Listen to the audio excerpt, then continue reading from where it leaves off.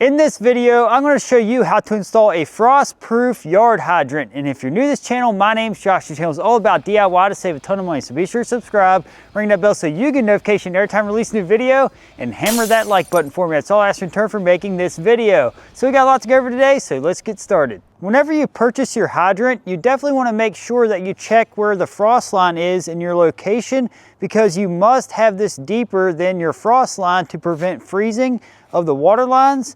And because of that, we got a 6-footer that's going to go down in this area beside this well. The frost line here is about 30 to 36 inches, so we got a 72-inch hydrant, and this is going to go down 3 feet into the ground and 3 feet sticking up. So you definitely want to make sure that you get the correct length. And if you'd like to purchase this hydrant, I'll put a link to it in the description below so you can check it out for yourself. Before installing the hydrant, we must dig a 2-foot area below the hydrant and fill it with gravel.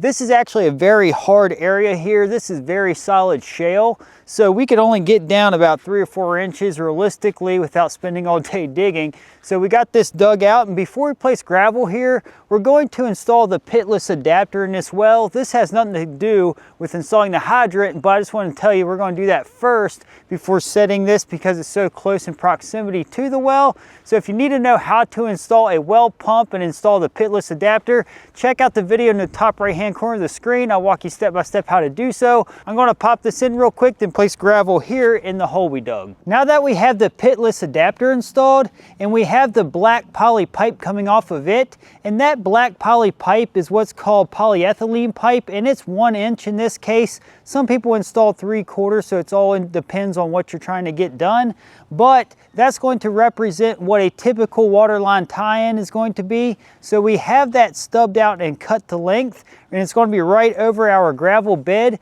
So what we're going to do is use a 1-inch barb tee, and this is going to tee right off of that black pipe. And then we're going to add a small piece of black pipe here, and we're going to be going over to a 1-inch barb to a male 3/4 inch threaded end, and that's going to shoot us straight up out of the ground. And that's when we're going to thread the 3/4 inch female adapter that's on the bottom of this hydrant, and it's going to thread right onto that after we have it all connected down below. So before I connect the tee into the black pipe in the ground, I'm going to install a small piece in between here, and I'm going to show you how to make the connections. This is the black polyethylene pipe going into the house, so we're going to cut about 5 or 6 inches off this in order to connect our fittings. And this is something that is already way too long for what we need here. So we can cut off even a couple feet, not hurt anything, but we only need that much for now. We're going to cut it to length when we make our connections. And I'm going to be using a Sawzall with a metal blade. It cuts through this really easy. Whenever making a connection with this black polyethylene pipe, we want to make sure that we clean off all these burrs from cutting it. And that's very important because we do not want that getting down into the water line if we can avoid it. So we're going to go ahead and shave these off now with a utility knife. Deburring it is very important. And I'll go ahead and deburr the outside as well, even though it's not as critical. We're going to do both sides. To make the connections, we need to use a propane torch to heat up the black plastic because that needs to be flexible to go over our barbed end. So we're going to heat this up lightly and then slide it right over. And we want to make sure that we come off the T side, of course. So we're going to come off from here in order to connect to here. So we're going to heat this side up and slide it on.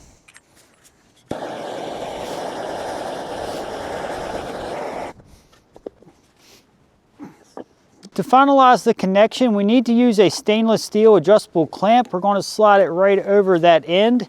And we're going to use our wrench with a number 8 socket. We're going to tighten that up really snug. We don't want to over tighten it because you will strip the clamp. So just snug it up really well.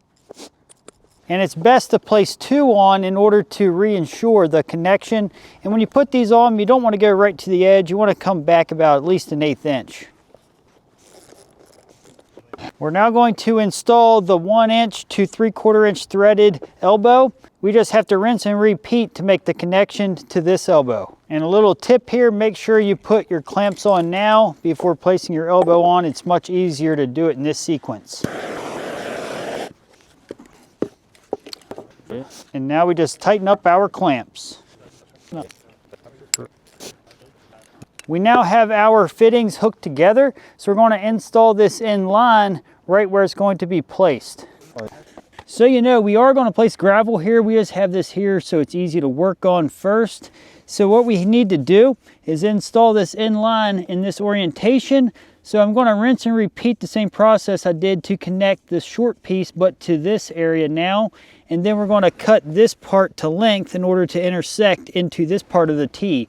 So I'm just going to pop all this on right now. To get this to length, we can just flex this over to see where we need to cut it right here. Whenever you have this many clamps to put on, you may be tempted to use a driver, like an impact driver or drill with a socket attachment on it because there's a lot of twisting to do. But I do not recommend that just because it's way easy to strip those out using some type of battery powered drill or driver. So do not do that. Definitely use a manual wrench to tighten up the clamps. All right, now that we got the connections made, we're going to cover up this hole because we're going to place our gravel in now, and we're going to remove these blocks here out of the way too. It's really important to put gravel here so that way the weep hole out of the bottom of the hydrant can leak the water out efficiently, and we're going to place more gravel over it once we come to that point. I'm now going to drive this metal stake in order to support the hydrant, and this is about a 4-foot long stake, and it's going to be plenty to support this hydrant. And a lot of people would use a T-post that's for fencing, but this ground is so hard, it's like rock. So we either need to use rebar or a metal stake. We're now going to pour the gravel in the hole. All right, that was a total of 10 gallons of gravel. We're going to install the hydrant now. I can now remove the plastic out of this hole. In order to prep this threaded end, we're going to be using Teflon tape. And a lot of times I'll put Tef tape and then a little pipe dope with it for a lubricant. But we only have Tef tape here and it's totally fine. But I'm just saying for a little extra lubricant, the liquid Tef, which is known as pipe dope, is definitely nice to have. So whenever we put this on, you need to think about whenever you're turning this clockwise to thread it on. So we need to take our tape and follow the same pattern in order to have it go in the right direction. If you do not have any Teflon tape and only have pipe dope, which is the thread sealant, you could use that only if you want. You do not have to use tape with it. And you can see after we have everything together, this is what it looks like on top of the gravel bed. I'm now simply going to thread this directly onto that fitting. This hydrant has wrench flats at the bottom, so you'll want to use that with a wrench in order to tighten up the hydrant to the fitting. In order to connect the hydrant to the stake for stability, we're going to use tie wire, and typically you can just go right around the stake and right over the hydrant and tighten it up with vice grips in order to secure it.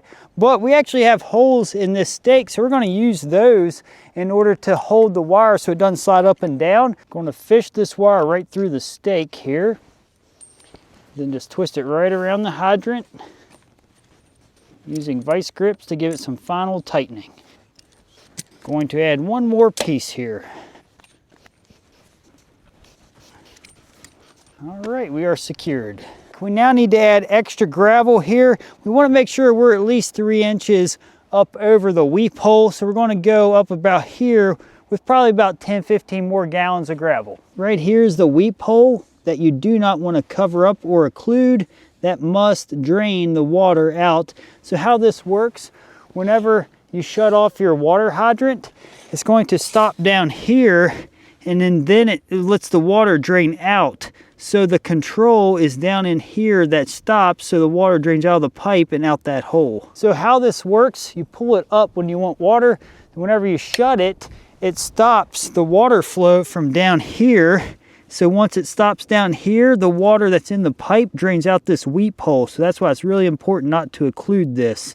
So that way, whenever it gets cold and freezes, it does not freeze the water in this pipe. In order to keep mud and debris from clogging up the gravel that could potentially clog up your weep hole, you'll see a lot of people use a bucket to contain the gravel and go over this.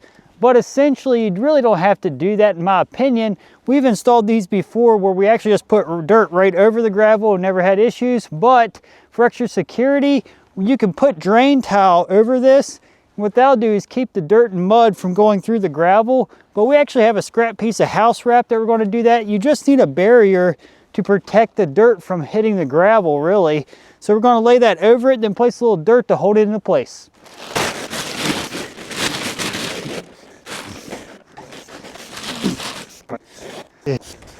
All the connections are made, and a couple of things I wanted to mention. The first thing is, you may be wondering, why didn't we just tee straight up from the water line instead of going over then teeing up? The reason why we did that is if we ever want to tie in, we can just cut right there where it comes off of the tee from the main water line, then tee out. Let's say put a hydrant out in the garden or something of that nature. We can do that without cutting the main water line, but of course we still have to turn the water off and whatnot. It's just a little easier access point, and it takes the pressure off pushing right down on the main part of the line, which could be helpful. And also, you do want to turn your water on if you have the opportunity, and check your connections before placing the gravel over all of your connections. That way you know if you have a leak before covering everything up. But we need to cover everything up here because we don't have power to this lot yet, and we want to make sure we don't leave this hole open for safety reasons. So we're going to go ahead and get this wire over here where it belongs and backfill this area. You will notice as he backfills at first, he's going to use topsoil. Topsoil does not have any rocks in it, so that's going to ensure that no big rocks are going to be directly on the water pipe, so we don't have to worry about damaging the pipe. To operate this, very straightforward. We just pull up and water will flow out of this like water once the electric and water is hooked up. And then this is going to be where your water hose connects to. So that's a little rundown on the features. With this backfilled, it's definitely safer in this area now. And if you're not familiar with these hydrants, these are an American classic hydrant. These have been around for years. Very reliable, a great hydrant to purchase if you're looking for one. You really can't go wrong with these for a yard hydrant. And also, as far as installing the well pump, I made a very detailed video on how to do that. It's this exact same setup. And if you'd like to see how to do that, check out this video. It'll help you out.